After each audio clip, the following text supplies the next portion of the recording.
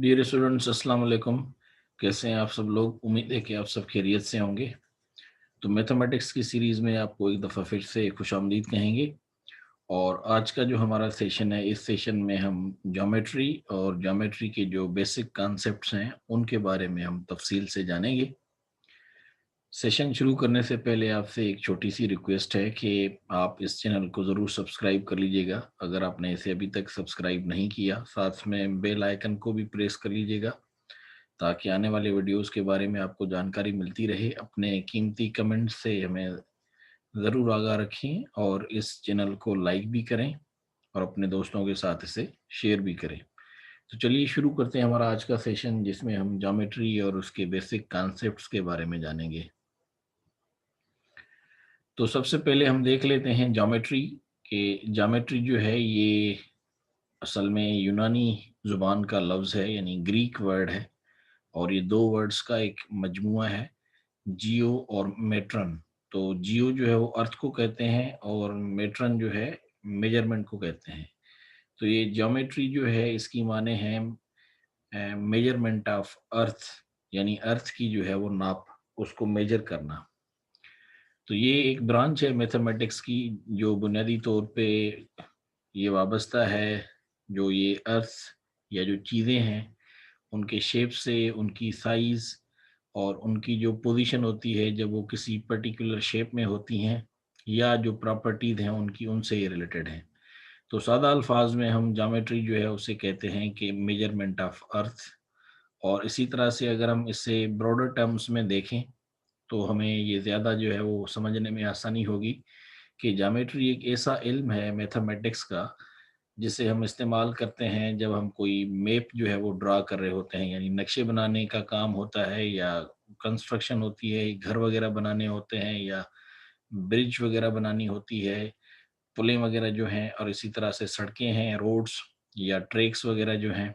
इसी तरह से बड़ी बड़ी बिल्डिंग्स जो हैं या स्टेडियम्स वगैरह हैं या बड़े बड़े पार्क्स हैं। और इसी तरह से हत्ता कि जो टाउन प्लानिंग होती है, यानी बड़े शहरों में, या जो हाउसिंग सोसाइटीज़ होती हैं, नई-नई जो आ रही होती हैं, इन सब के यानी जो ये मेजरमेंट है या जो इनके नाप-तोल का जो ज़रिया होता है, उसमें ज्योमेट्री को इस्तेमाल किया जाता है। और इसी तरह से ज्योमेट्री को जो है वो इस्तेमाल किया जाता है इन प्लानिंग के ऊपर, जो इंफ्रास्ट्रक्चर होता है कि गैस जो है वो कैसे जाएगी, बिजली कैसे जाएगी, ड्रेनेज का सिस्टम किस तरह से होगा, टेलीफोन लाइन्स वगैरह या और चीज़ें जो हैं इसके जैसी वो कितनी हमें मिसाल के तौर पे चाहिए होंगी, कहाँ-कहाँ तक जाएँगी। तो ये सारे जो हैं इनकी नाप-तोल का जो हिसाब-किताब है, ये ज्योमेट्री के ज़रिए किया जाता है। तो ब्रॉडर टर्म्स में जो है ज्योमेट्री की ये मीनिंग है। अब यहाँ पे आपको ज्योमेट्री का कॉन्सेप्ट जो है वो क्लियर होगा कि ज्योमेट्री का जो है वो इस्तेमाल किस तरह से किया जाता है। इसी तरह से ज्योमेट्री के कुछ जो हैं वो कॉन्सेप्ट्स हैं, जो बुनियादी कॉन्सेप्ट्स हैं उनके बारे में भी हम जानेंगे। और इन कॉन्सेप्ट्स में पॉइंट है, लाइन है, प्लेन है, इसी तरह से डिस्टेंस है, एंगल है, और इसी तरह से सरफेस है और कर्व है। तो इनमें जो अहम तरीन जो इनके कॉन्सेप्ट्स हैं, उनके बारे में हम बाद में जो है वो जान लेते हैं, ताकि आपको ज्योमेट्री के बारे में आइडिया हो कि ये ज्योमेट्री है क्या और इसमें हम किन चीज़ों के बारे में पढ़ते हैं या जानते हैं। अब हम ज्योमेट्री को ज़रा दोबारा हम एक किस्म का जो है वो रिव्यू कर लेते हैं कि ज्योमेट्री एक ब्रांच है मैथमेटिक्स की, जिसमें हम साइज़, शेप, पोजीशन या जो एंगल्स हैं या जो डायमेंशंस हैं इन चीज़ों के, उनके बारे में जानते हैं। डायमेंशन हम अतराफ को कहते हैं, यानी साइड्स को कहते हैं। अब यहाँ पे आपको ये चीज़ें नज़र आ रही हैं, मिसाल के तौर पे एक सर्किल है और इसी तरह से ट्रायंगल है, इसी तरह से स्क्वायर है, इसी तरह से रेक्टेंगल है। तो इनकी हम साइज़ के मिसाल के तौर पे ये सर्कुलर फॉर्म में है, ये एक ट्रायंगल है, यानी इसमें 3 जो है वो एंगल्स हैं। और इसी तरह से ये एक स्क्वायर है, यहाँ पे आपको बिट जो है ये लग रहा है रेक्टेंगल की तरह। और इसी तरह से ये एक एक जो है वो रेक्टेंगल है, तो ये स्क्वायर है, ये रेक्टेंगल है। तो ये जो इनकी पोजीशंस हैं या जो इनके शेप्स हैं या जो इनके डायमेंशंस हैं, जब हम इनके बारे में पढ़ते हैं तो इसको हम यानी ज्योमेट्री कहते हैं। इसी तरह से जो ये फ्लैट शेप्स होते हैं, मिसाल के तौर पे स्क्वायर हो गया या सर्कल्स हो गए या ट्रायंगल्स हो गए, तो ये फ्लैट ज्योमेट्री का हिस्सा है और इन्हें 2D कहा जाता है, यानी इनमें 2 डायमेंशंस होते हैं। आपने 2D और 3D के टर्म सुने होंगे, तो यानी 2 इसमें डायमेंशंस होते हैं। वो डायमेंशंस जो हैं, एक को हम लेंथ कहते हैं और दूसरा जो है उसे हम विड्थ कहते हैं, यानी लंबाई और इसी तरह से जो है उसकी चौड़ाई। तो ये 2D हो गए, यानी इनको हम 2 डायमेंशंस कहते हैं, या 2 एंगल्स हैं या 2 साइड्स जो हैं। तो जब हम उनके बारे में पढ़ते हैं तो ये 2D होता है। इसी तरह से सॉलिड ऑब्जेक्ट्स होते हैं जिन्हें हम 3D ऑब्जेक्ट्स कहते हैं, और उनमें 3 डायमेंशंस होते हैं, यानी उनकी लेंथ और उनकी विड्थ के साथ उनकी जो है वो डेप्थ या उनकी हाइट। समटाइम्स हाइट और लेंथ एक ही होता है, तो फिर वहां पे ब्रीथ जो है वो आ जाती है। तो यहाँ पे आपको ये नजर आ रहा है क्यूब, और इसी तरह से कपबोर्ड, स्फेयर, इसी तरह से कोन। तो जब हम वॉल्यूम जो है किसी भी चीज का नापते हैं तो वो बेसिकली 3D ऑब्जेक्ट होता है, यानी उसमें 3 डायमेंशंस होंगे, लेंथ और विड्थ, और इसी तरह से उसकी जो है वो डेप्थ या उसकी ब्रीथ। तो जो लेंथ है या जो विड्थ है या जो ब्रीथ है, इन तीनों को हम मीटर में नापते हैं, यानी इनका बुनियादी तौर पे ये यूनिट है वो मीटर है, या अगर कोई ज्यादा बड़ी चीज है तो किलोमीटर्स, लेकिन आमतौर पे मीटर ही होता है, या सेंटीमीटर या मिलीमीटर्स। तो इसी तरह से जो है उसका एल क्यूब हम दे रहे होते हैं। तो क्यूब का मतलब है कि माने वो 3 डायमेंशंस हैं। इसी तरह से एंगल, एंगल जो है, क्योंकि ट्रिग्नोमेट्री जो है वो ट्राई माने 3 और गोनो मीन्स एंगल्स और मेट्री मीन्स मेजरमेंट। तो आमतौर पर ट्रायंगल या ट्रिग्नोमेट्री जो है वो भी ज्योमेट्री से काफ़ी ज़्यादा रिलेट करती है, या ये उसका ही एक हिस्सा है। तो बहरहाल एंगल जो है ये एक वर्टेक्स शेप में होती है, जिस तरह ये आपको नज़र आ रहा है। यहाँ पे ये एक वर्टिकल टाइप का शेप है, और इसके जो 2 एजेस होते हैं जहाँ पे वो मिलते हैं, तो वहाँ पे एक कोना बन जाता है, या जिसे हम एंगल कह रहे होते हैं। और हम उसकी नाप तोल जो है उसको जब हम देखते हैं, तो इस पर्टिकुलर स्टडी को जो है वो हम ज्योमेट्री ही कहते हैं। तो ट्रायंगल में हम एंगल्स देख रहे होते हैं, मिसाल के तौर पे यहाँ पे आपको नजर आ रहा है कि ये एक ट्रायंगल है, और इसी तरह से ये एक आपको स्क्वायर नजर आ रहा है, और इसी तरह से पेंटागोन है। तो ट्रायंगल में जो है वो 3 जो है वो एंगल्स बन रही हैं, और इसी तरह से स्क्वायर में 4 हैं, और इसी तरह से पेंटागन जो है उसमें 5 हैं, और हेक्सागन जो है उसी में 6 हैं। और आपको इन एंगल्स की मेजरमेंट भी जो है यहाँ पे लिखी हुई है, 90 डिग्रीज, 45 डिग्रीज, 90 डिग्रीज। तो ये इस तरह से जो है वो मेजरमेंट की जाती है एंगल्स की, जिसे हम ट्रिग्नोमेट्री कह रहे होते हैं। अब हम देख लेते हैं इंपॉर्टेंट कॉन्सेप्ट्स जो ज्योमेट्री में है। तो ज्योमेट्री जो है बुनियादी तौर पे कहा जाता है कि ये शुरू होती है पॉइंट से, या जिसे आमतौर पे डॉट कहा जाता है। तो ये पॉइंट या जो डॉट है ये एक बुनियादी हिस्सा है ज्योमेट्री का, बिलखुसूस यूक्लिडियन ज्योमेट्री। जो यूक्लिड, वो क्योंकि ज्योमेट्री का जो है पायोनियर है, और ये एक बहुत बड़ा मैथमेटिशियन था यूक्लिड। तो उसके लिए यूक्लिडियन ज्योमेट्री जो है वो यूक्लिड के नाम से इसको यूक्लिडियन ज्योमेट्री कहा जाता है। तो डॉट जो है या जो पॉइंट है ये यूक्लिडियन ज्योमेट्री में बड़ा एक अहम जो है वो एक ऑब्जेक्ट है, यानी पीस है, या यूं अगर कहें कि ज्योमेट्री शुरू पॉइंट से होती है तो दुरुस्त होगा। इसी तरह से जो ये पॉइंट है इससे मुख्तलिफ तरीकों से जो है वो बयान किया जाता है, और यूक्लिड की जो डेफिनेशन है उसमें उसके अकॉर्डिंगली जो है इसे कहा जाता है कि पॉइंट एक ऐसी चीज है जिसको कोई हिस्सा नहीं होता, यानी आप उसे सेपरेट या 2 हिस्सों में नहीं तकसीम कर सकते। और इसी तरह से अलजबरा में भी ये इसको इस्तेमाल किया जाता है, और इसी तरह से जो सेट्स हैं वहाँ पे भी डार्ट्स को हम इस्तेमाल करते हैं, लेकिन वहाँ पे उसकी जो यानी अंडरस्टैंडिंग है वो मुख्तलिफ होती है। इसी तरह से जो ज्योमेट्री की मुख्तलिफ एरियाज हैं, मिसाल के तौर पे एनालिटिकल ज्योमेट्री है। जब आप ऊपर वाली क्लासेस में जाएंगे तो आप एनालिटिकल ज्योमेट्री या डिफरेंशियल ज्योमेट्री जो है या टोपोलॉजी के बारे में पढ़ेंगे, तो वहाँ पे भी आप ये जानेंगे कि बेसिकली ये जो एंगल्स वगैरह हैं या जो ज्योमेट्री है ये शुरू इस पॉइंट से होती है। और इसी तरह से ज्योमेट्री जो है आमतौर पे कहा जाता है कि ये पॉइंट के अलावा जो है वो ज्योमेट्री इनकम्प्लीट है।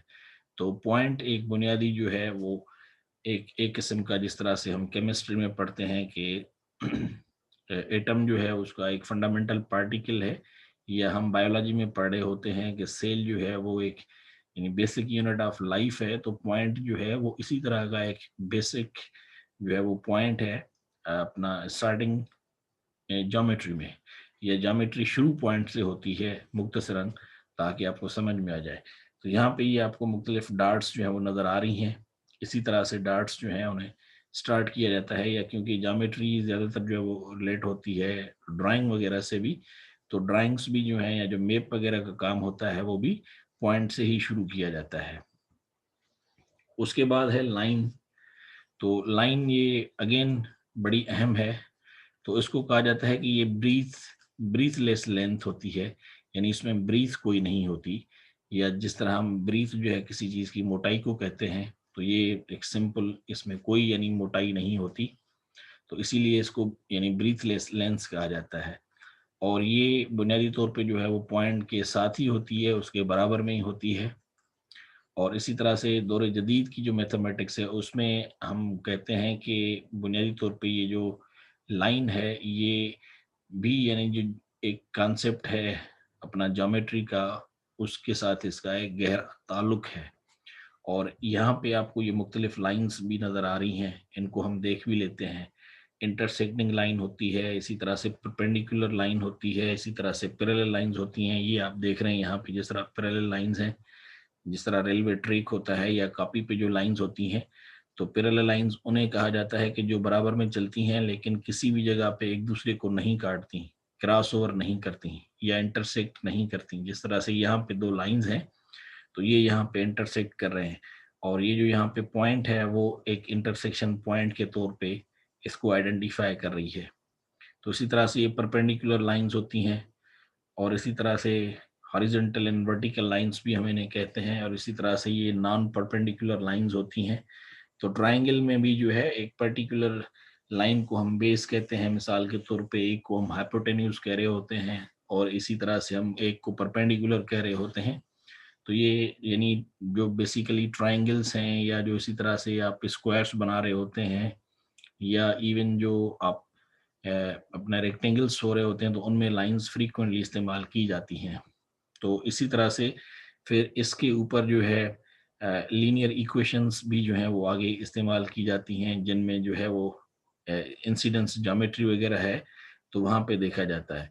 तो बहरहाल लाइन जो है वो एक आज़ाद एक ऑब्जेक्ट है ज्योमेट्री में, और इसीलिए इसमें जो है वो हम देखते हैं कि ये दो पॉइंट्स के बीच में बना होता है, यानी एक पॉइंट यहाँ पे होगी और दूसरी पॉइंट मिसाल के तौर पे यहाँ होगी। तो इन दो यानी पॉइंट्स के बीच में जो एक खास किस्म का जो एक फासला है, जब हम उसको खींच लेंगे, ड्रा कर लेंगे, तो उसको हम लाइन कहेंगे। इसके बाद प्लेन।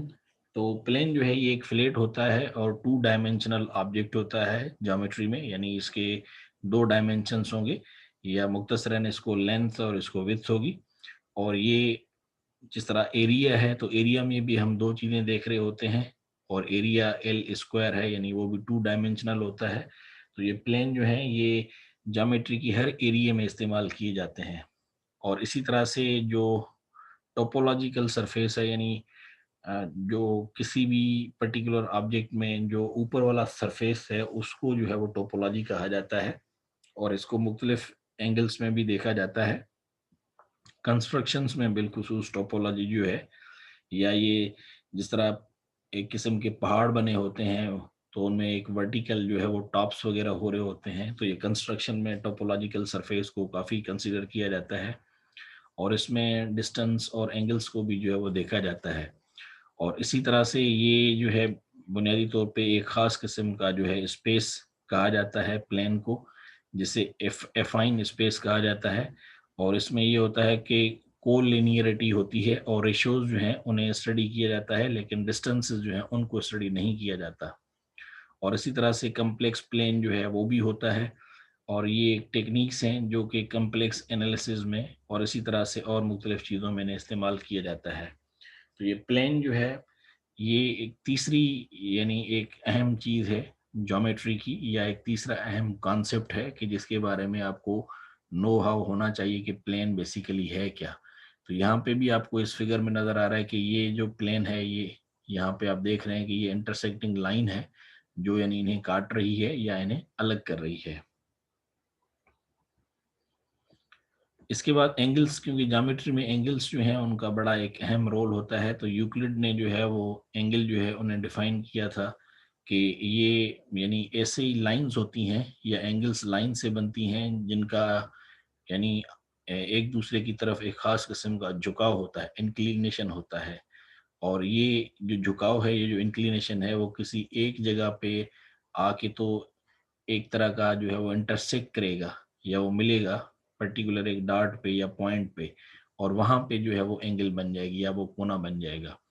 तो टू लाइंस होती हैं जहाँ पे वो मीट करेंगी, एक दूसरे के साथ मिलेंगी, और ये स्ट्रेट नहीं होती।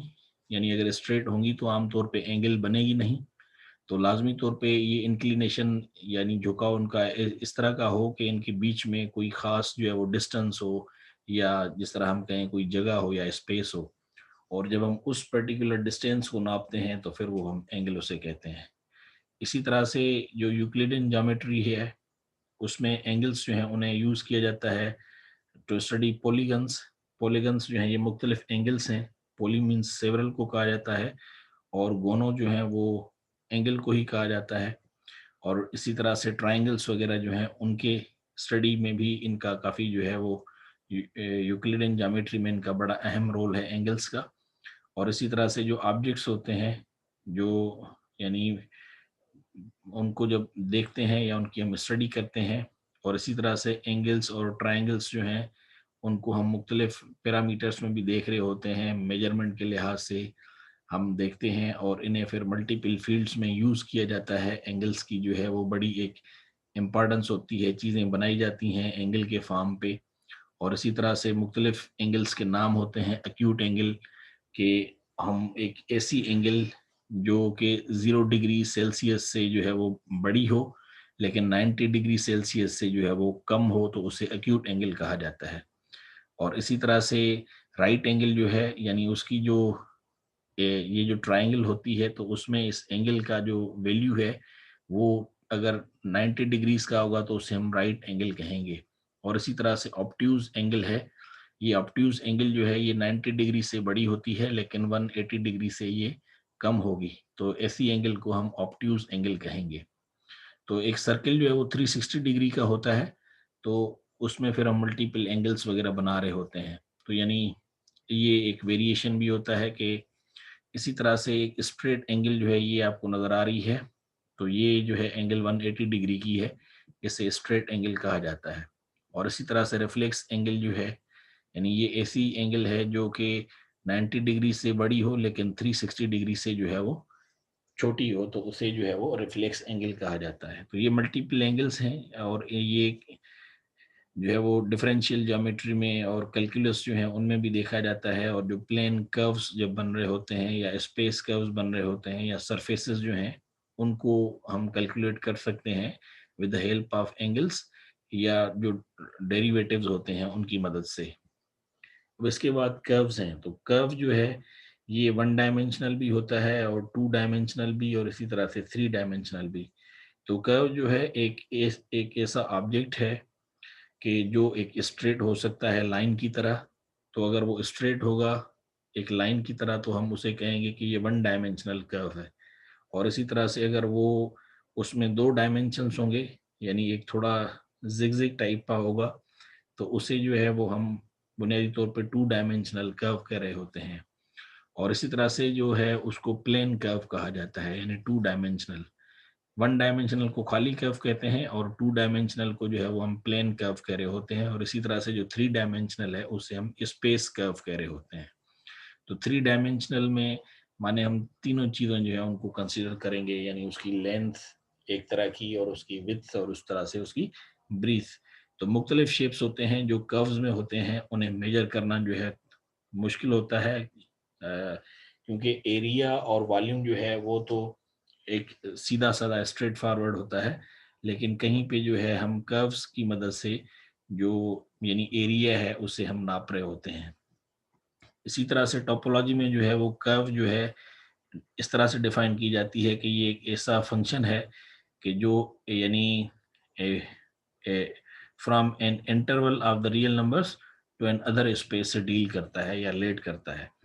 इसी तरह से डिफरेंशियल ज्योमेट्री में भी इसको जो है वो कर्व को देखा जाता है और उसमें इसकी डेफिनेशन जो है वो सेम है, लेकिन इसकी जो फंक्शनिंग है वो वेरी करती है।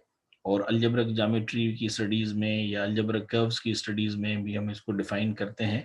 और इसी तरह से अलजेब्रिक वेरी वेरी वैरायटीज़ में भी, और इसी तरह से डायमेंशन जो है वन डायमेंशन में भी हम कर्व के बारे में पढ़े होते हैं। तो ये यहाँ पे मुख्तलिफ कर्व्स हैं, इनको हम किसी नेक्स्ट सेशन में डिटेल में भी देखेंगे। इन्हें क्लोज कर्व्ड कहा जाता है और ये ओपन कर्व्स हैं। तो आप देख रहे हैं क्लोज्ड कर्व्स माने कोई जगह नहीं है, और ये ओपन कर्व्ड है, इनको जगह है टू सम एक्सटेंट। और ये भी मुख्तलिफ कर्व्स की जो है वो फिगर्स आपको नजर आ रही हैं। और ये आप देख रहे हैं एक सिंपल कर्व है, उसी तरह से नॉन सिंपल कर्व है। अब हम देख लेते हैं लेंथ, एरिया एंड वॉल्यूम को।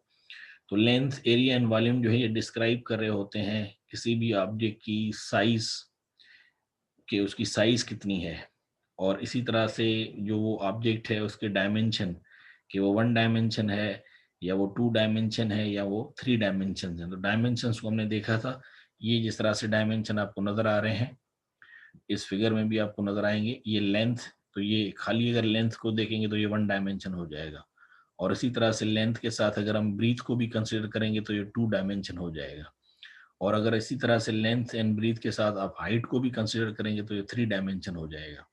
तो हाइट लेंथ विथ ये तीन डायमेंशन होंगे, और इनमें से कोई दो ले लें, लेंथ और हाइट ले लें तो दो डायमेंशन हो जाएंगे, और खाली आप एक लें विथ तो ये वन डायमेंशन हो जाएगा। तो यूक्लिडियन ज्योमेट्री जो है या एनालिटिकल ज्योमेट्री जो है उसमें लेंथ लाइन सेगमेंट की जो है उसे कैलकुलेट किया जाता है पाइथागोरस थ्योरम के जरिए। तो ये पाइथागोरस थ्योरम है जिसमें पाइथागोरस ने ये प्रूव किया था कि A square plus B square are equal to C square, किसी भी यानी राइट ट्राइंगल के लिए। तो यहाँ पे जो ए और बी हैं वो साइड्स हैं राइट एंगल ट्राइंगल की, और सी जो है वो एक हाइपोटेन्यूज है। मिसाल के तौर पे ये ए है लाइन और ये बी है। जिस तरह हम इसको बेस कहते हैं आमतौर पे, और इसको हम जो है वो परपेंडिकुलर कहते हैं।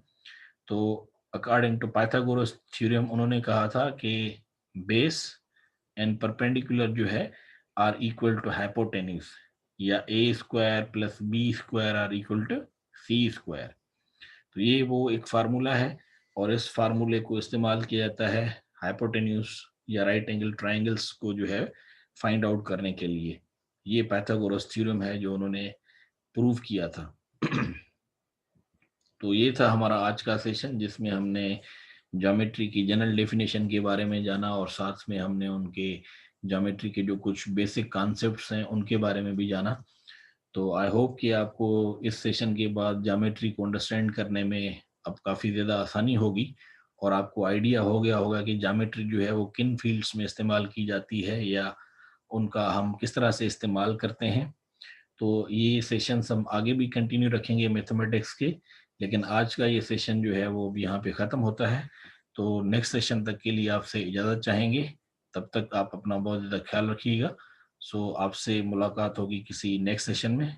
Till then it's good bye and have a nice time. So see you. अल्लाह हाफिज़।